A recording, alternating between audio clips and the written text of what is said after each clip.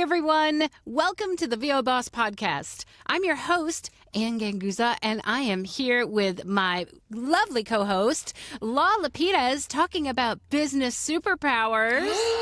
My favorite topic, Annie. I'm so excited. Let's go. Business. All right. So let me tell you a story, Lau, about what happened to me this week.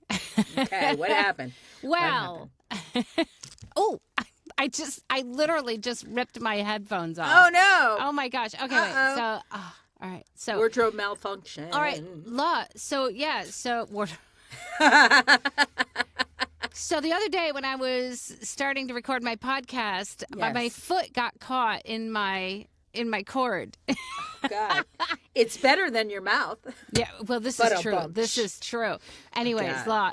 God, you're dangerous in the studio. We can't take you anywhere. I know. This was going to be a blooper, but honestly, Law, I mean, it's a good segue into our topic today, which is, let me tell you a story.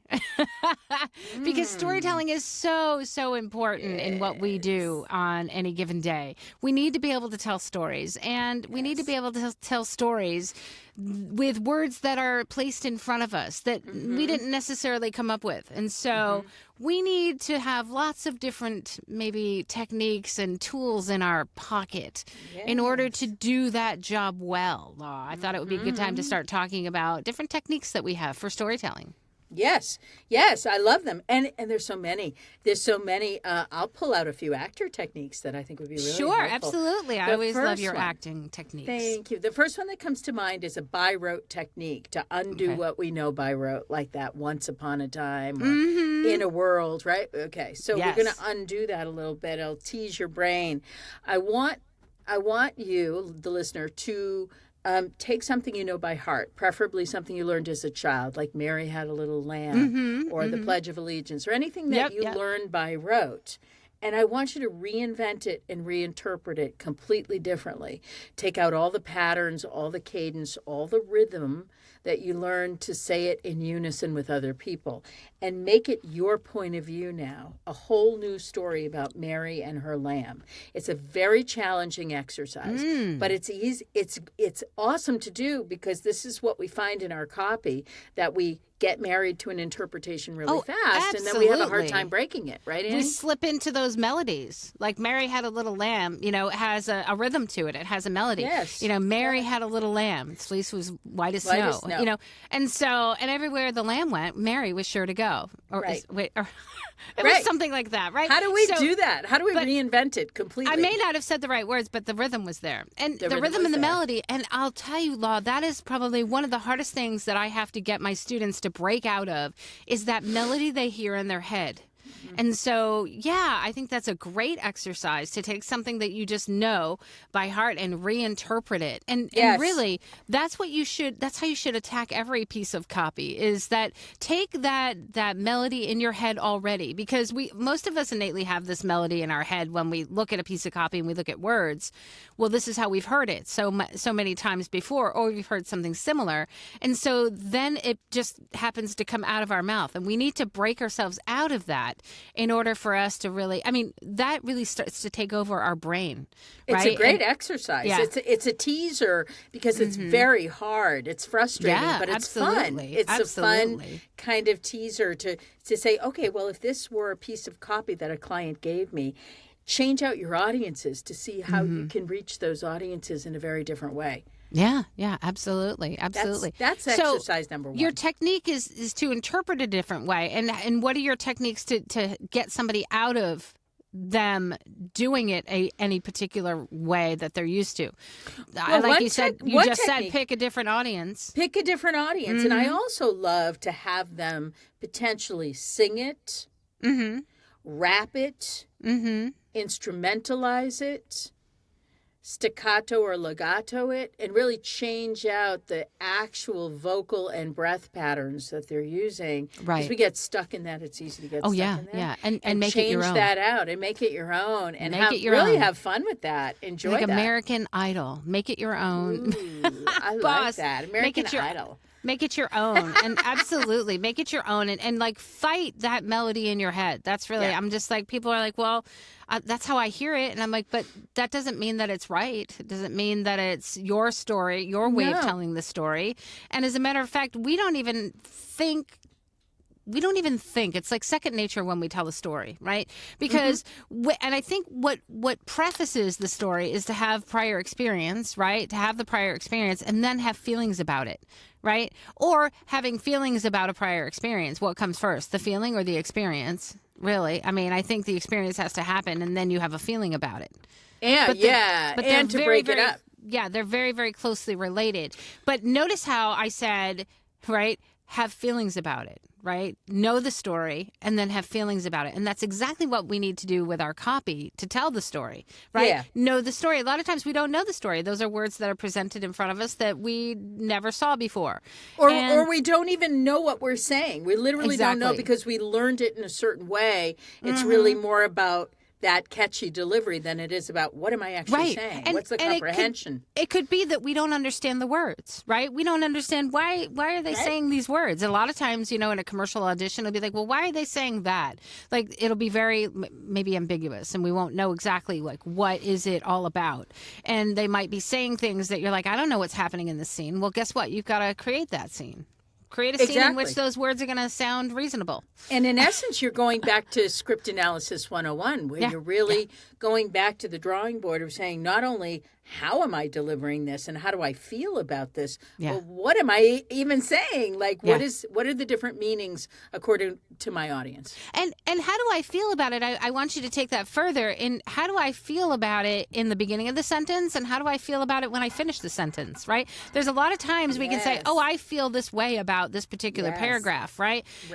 But it doesn't become interesting until you have a lot of evolving viewpoints, because otherwise it's like, hi, Law, I'm just going to talk really happy to you for the next 5 minutes, and it's going to sound really boring after a while because guess what? It becomes really predictable and really, really happy and predictable and boring.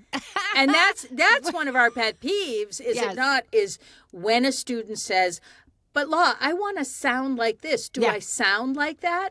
And I say, well, you're not thinking about how you sound all day, are you? Because that's a whole set of brain power that you don't need. You don't need to worry about what you're sounding like. You need to worry about being in the story. Hello. Get the garlic out, Annie. We need the vocal booth garlic, like for the vampire. Like, no, don't do that. You have to be. You have to be. And I think that a lot of times, in addition to understanding the story and then having a feeling about it, we also tell it without just our mouth. We tell it with our body, our expressions, always, and we're not even thinking about it, right? And if we can lead with emotion and feelings, right, I believe that the words will come right out of our mouths in a way that we're telling the story. Right. So, and if we're in a real conversation, which everyone is striving to do, we very rarely say to our friend, how do I sound? Yeah. We'd say, does that make sense? Does that resonate with you? Are you getting what I'm putting down? Does that make sense? Does that story do I sound make good? Sense? Yeah. Does that story make sense? And And notice how, like, really, if people are watching this podcast, how much, even us talking to each other, we're using physical movements to help that. And one thing that you said so long ago was always like, hold your heart, right? Hold your heart, and that it equates that physical feeling, right? Yes. To it. If I hold my heart, I almost immediately go to a particular place of point of view, right? You do. So there are lots of different things you can do. Like if if I'm angry, I might do this. So the physicality of it can help me get to the point of view that I need to be at for the story, right? And so physicality, we say it all the time, physicality, but physicality also in preparing you for telling the story. So understanding what that story is, and then get yourself to the point where you're in that emotion, rather than I'm looking at the words and now I'm going to try to feel this emotion. Yes. I'm going to try to feel warm and compassionate right now. I'm not moving except for my mouth. I can't, right? I'm looking at the camera. And now, Laura, let me look at you beyond the camera, because that's my scene, right? And so I look at you and I have a reaction. See, and you can totally hear the difference in my voice. Yes. Right? Instead of me Yes. looking at the words, which right now don't have emotions tied to them, but I look beyond the words and I see you, which is part of my scene in my camera, right? Part of my story. And gosh, look at how the tone in my voice, and that is the frosting on the cake, that point of view, that really is what connects us together and connects that story. Yes. And do every, mechanical trick that you can to get your brain in that space. I'm a props queen. I love props. I always have millions of props around me. I just do, because I'm an actor by nature. If I need to feel what the lamb is feeling or feel what Mary's feeling, I'll pull out a little stuffed animal and I'll be like, oh, I feel what that little lamb feels, right? Because it's a visceral pathos thing that we're doing. I don't have a lamb. But I don't have a lamb either, but look, I've got a character. I've got a character in here, so hi,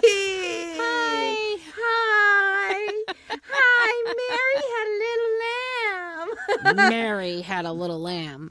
Anyways, we get the point here, but it's like, do you see how there was a linguistic code shift immediately? There was oh my gosh, yes. We didn't have to say, let's do this, Anne, and let's sound like this, and let's Mary, no, we just did it. We just did it, right? So it's that impulse of going with the flow of these sensory techniques that we're getting into. Techniques. The senses. Definitely don't forget about those sensory techniques. So, all right, so that's one way of getting yourself in storytelling mode. How about another law? Any other tips, techniques? Well, since I just said it, can we go into the senses? Of because course. I feel like Let's I'm sensing... Right? I'm sensing that we should talk that it's about sensible senses. to talk about the senses. Like all of our senses, including the sixth sense, I think is for an actor is very important to engage as much as possible. That it's a kinesthetic, it's a visceral. What is that sixth sense? What is that sixth sense, Law? Well, it's like connected to energy, to the unknown, to the hidden, to the unseen, that we feel our instincts are very strong. Energy, right? Yeah. It's like getting into that immediate space of what the energy is of the script or of the character. I'm always telling people to shift the energy, right? Ooh, shift the energy with the story, right? Yeah. Kind of like you can't have the same sound, right? You can't be like, hi, I'm always going to be happy about this. The same point of view, right? Shifting your energy is right along with point of view, right? Shifting, you could be like, well, now I'm just going to bring it down a little bit. I'm going to bring that energy down.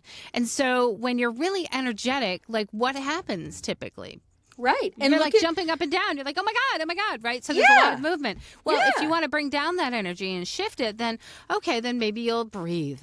Right? Or I don't like to like completely relax because then I feel like I don't have proper breath control. But if I'm relaxing, I might just in between a sentence, I might take I might just exhale. Because a lot of times it's okay to do that, to get yourself into, right, that next part of the story to shift. Because when we're telling a story, those pauses, right? There's a lot of storytelling in the pauses too. Now, I'm not saying you're going to pause for like a minute, but you can absolutely pause for a beat to get yourself into a different shift of energy, right? All of a sudden, I'm a little more calm, or maybe I start to, really, I get it now, and now it's making me happy. So, right, and that will just change automatically in your voice. And that's why I love visuals and I love storyboards because they give us a lot more layers and dimensions. So like if I see how the scene is shifting and I see the colors they're using and I hear the sound of the music and then I hear the other voiceover and then I have all these sensory perception things, immediately, instinctively, I have more of an idea of what that character sounds like, what that person sounds like, because I've got those layers in there of what actually life is. But sometimes you don't get that. You're not. A lot of times you don't get that. You're not provided with the storyboard. So, are you suggesting, Law, that we maybe every once in a while throw some music in to get ourselves into that mood, right? Get us into the mood. Yes. Or throw in a piece of music, and it could get you in a bit. Now, the one thing that I'm going to say to be careful with is I will have people that will say, I put music to it, and it totally helps. But one of the things is that you've got to be aware of shifting storylines, and you may not have a particular, like you might put a calm, warm, compassionate, like piano instrumental underneath what you're saying because somebody asked for warm and compassionate. It's a healthcare spot. Just be careful because there are nuances to the evolution of that point of view. Because at the end, right, there's usually like, and here's your solution, right? Yeah. Here's where you want to be. And so you're not always going to be, and you want to be here at Hogue. Mm-hmm. At some point, you need to shift that energy, right? You need to evolve that energy. So try not to keep yourself in the same, music. Because if you have music, typically music is longer than 60 seconds, but you might have a music spot that you're going to get if you produce commercials or something like that. And so be careful of where's the music, because music has ultimate storytelling paths, right? Mm-hmm. It can have one emotion, but then in the middle of the song, it can climb, and there's a chorus, and then it's joyous, and then it comes back down to the verses where it can be a different beat. And so keep aware of those shifting beats of the music if it belongs in the story. I think at the end of the day, it's really about bringing to life all these layers of senses and not worrying too much about where something changes or shifts or moves or what, because we don't really know. Oftentimes, we don't know what the director's vision is going to be. We don't, but we don't want you to evolve into a smile if the copy is not dictating. Right. A smile, that's all. I would utilize these as tools to awaken you versus just a reader, someone who's a flat reader, or someone who's delivering it in one interpretation. Yes, just use exactly. Or maybe there's a visual that you can really see or look at that inspires you in a way that if you didn't see that visual, you would not get that style of delivery. If you think of a sweet baby that smiles for the first time, oh my gosh. See, that just puts me right into a particular frame of mind, right? And so that's why it's so important that you can create that visual or that scene so that you can react to that scene. And then the words are almost like, I want to say that the words are important, but I feel like your point of view has to lead those words, because you know what that reminds me of, and in some of the commercial world that we're in, I love like the woman on the laundry detergent commercial, whatever it is, and she's in her room, her laundry room, and she's sniffing the sheet, and the whole time she's like sniffing, and then her boyfriend comes in and they're both sniffing it, whatever. Now, most of the time, we're not going to do that in our real life, but that reminds my brain that, the olfactory sense of smell and memory and connection is really important. In fact, some say your olfactory sense is the most important sense you have, your sense of smell. So it's like, well, what can I smell during this read that really reminds me that this is the connection? These are the connections. Okay, now we're going to have diffusers. We're going to have diffusers in our studio. We're going to have, and hey, why not? I have my Booth Breeze, which is a mist.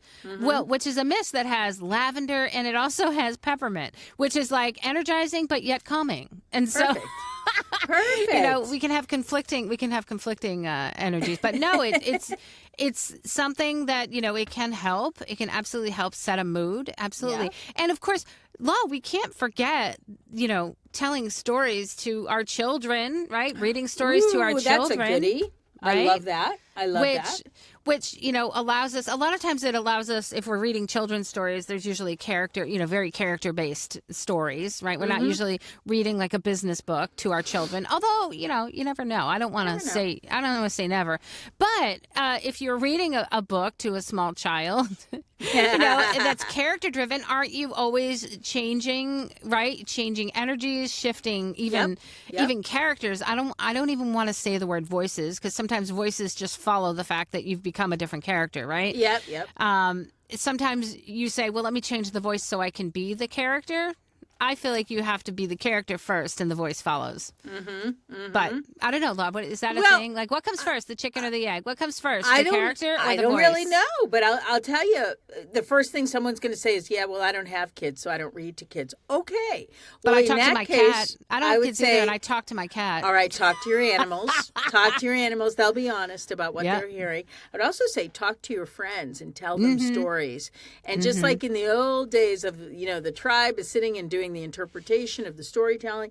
That's what we do when we're at a Starbucks. That's what we do when we're in our living room. Absolutely. We're on the phone. Right? If we're if we're to, hey, oh my God, you're not going to believe what happened to me today. Oh, Are we yesterday I did this. informing? Yeah. Are we entertaining? Are we persuading? Like, what are we really doing when we tell some of these stories? And is it working? Are they engaged? Are they interested? Are they with you? Well, that's what we want to bring into our booth. Yeah. That level of engagement, passion. Absolutely. Right? Investment in the storytelling. Like, we care about what we're telling them. We want an outcome of some kind. Yeah, absolutely. We're looking for something. We're all, and it's funny because I just had a workshop with Andy Roth who said, 90% of the time when we talk to our friends, we're selling something. Hey, you want to watch this tonight? No, let's get a pizza. Let's do that. It's true. And I was like, it's very true. Like, so he says, if you think you aren't selling half of your life. You are. And you're doing it in a conversational way. You're advising, and, your expertise, you're offering inside scoops. I agree with Andy. So I think you're props always to selling. Andy there. Yeah, props to Andy, which really just brought that to a whole new, vision for me. Is that you're right, we are. And I'm always saying, are we entertaining? Are we educating? Are we informing? What is it? Typically, if people listen to you, there's got to be an end goal, right? If I listen to someone, it's because I want to be entertained, I want to be informed, or educated. Really, those are the reasons. What other reason is there? What other reason is there? So, right, you've got to be able to do those things with the words that are sitting in front of you, in an interesting fashion. And why are stories interesting? We should go back to storytelling 101. Why are stories This is like Aristotle, interesting? Who I always bring up in my work, like the basics of storytelling 101, the beginning, middle, and end. And why do we tell those stories? Why do we keep saying those things and changing them over time? But the plot line is still the same. The conflicts are still the same. Like the reason why we listen and watch are still the same. Oftentimes over thousands of years, which is very interesting. I think to some degree we pay attention for conflict. We pay for conflict. Conflict isn't necessarily a bad thing. It's just a problem that we want to have solved. We're interested in seeing how it's dealt with. A sell is usually a problem that has to be solved, right? There's an introduction to it. That creates conflict. There's there's the informing of the problem or intended. It's a problem that exists that when you open up into your commercial sell, you could be solving that problem. And then what are the steps? How is it solving that problem, right? How is it solving that conflict? And then ultimately you're concluding that by kind of just a recap, right? A recap of here's your call to action. This is what you need to do. Or here's the name of that company again. So in reality, storytelling in long format narration is also the same. For corporate, you have an introduction, you have a conclusion, and you have the conflicts or steps in between that are helping to solve that problem. And if it happens to be educational, right, it's storytelling of a lesson, right, which is you've got an introduction to a topic, you've got a conclusion to the topic, and in between you've got the steps that help you to learn or solve the problem, maybe not solve the problem, but the steps to learn the topic. And so the bare bone necessities of every written piece of copy are the same, really. It's true. The same spun out over and over and over again with a slightly different spin. And I think we would be it would be a missed opportunity not to mention again the power of improvisation. Absolutely. In recreating the story as subtext so that you can figure out, A, for comprehension, what are you saying? But also, how do you feel about it? Do you care about it? Is this meaningful in some way? Sometimes we just can't get it from the verbatim words. We have to subtext it and improv it to figure out what is the relationship here. And why am I saying this? I love that you say that because that works for any type of copy, right? Subtext it and improv it, because once you do that, right, that allows you to become familiar with the copy. And I'll tell people to do that with longer copy as well, right? Because, well, how would normally, long format narration copy tends to get wordy, right? And so we never know what to do with the words melodically. And so people just end up reading them. But in reality, if you recreate that storyline with the subtext, and then you tell that story with that point of view on how you feel about it, and you do that once, right? It's kind of, you just put that in memory. You just put that in your muscle memory, and then you just go back and plug in the words. Really, that's what it is. And you stop yourself from reading it. You go back and remember what it is that you felt about it. You remember the subtext, and then you plug in the words to basically, it's like the wash over the melody. Yeah, that blows a lot of analytical thinkers away. Like, how could you possibly do that? It's almost like, it's what's the word? It's going against the rules by not reading the words. But the process is what we're looking at. We're looking at the process of how you get to the reads you're that plugging you in the get words. to, right? Yeah. And that's what it really looked like. I hate to say you read anything, right? You're not reading. You're not reading. You read for comprehension. You're right? voicing. You're interpreting. Exactly. You're voicing and interpreting those words. You're not necessarily reading those words. And that becomes a storytell. I love that distinction, right? Because I hate to say the word read to anyone, because if you read, that means you have no context. You have no point of view, right? Yes. You're and oftentimes you have no real authentic feeling.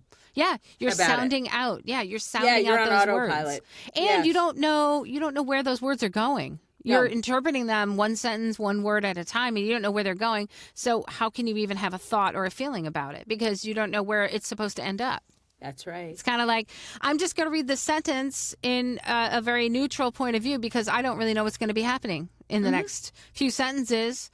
Except maybe at the end I'll go, and then there's a tagline, because that was a musical melody that I remembered from, so many times ago. And that's a lot of how we end up doing copy. And it's so hard for us not to read copy because we spend our lives reading, right? Yes, and reading not out loud. When you read a paragraph, let's say in a book, right, your brain is interpreting those words and creating a vision and a scene. Right?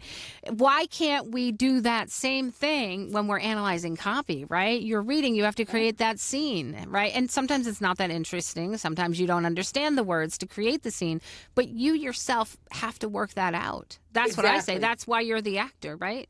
You work out those words so that they make a story. That's our job. That's what we don't have to know. We don't have to know what that story is, and it doesn't have to even equal what happens in the commercial or in the final product. It doesn't have to. It could be completely different. You don't need that pressure.